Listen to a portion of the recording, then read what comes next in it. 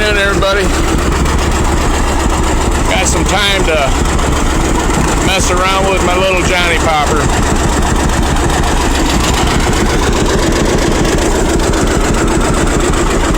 Something a little bit different to work on. Kind of enjoyable. Been a while since she's run. I think it's a good cleaning out and stuff like that, but kind of fun.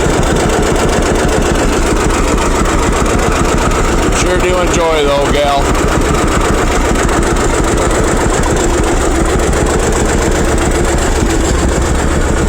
I got the new bottom part of the seat. I got the top part I got to put on yet.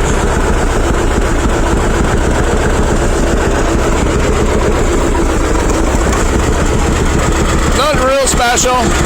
She sure is special to me. Maybe one day I'll be able to take her across the Mackinac Bridge. This goes out to my good friend Bo down in Florida. Thank you, Bo. Y'all have a great weekend. Be safe out there. We'll see you all around.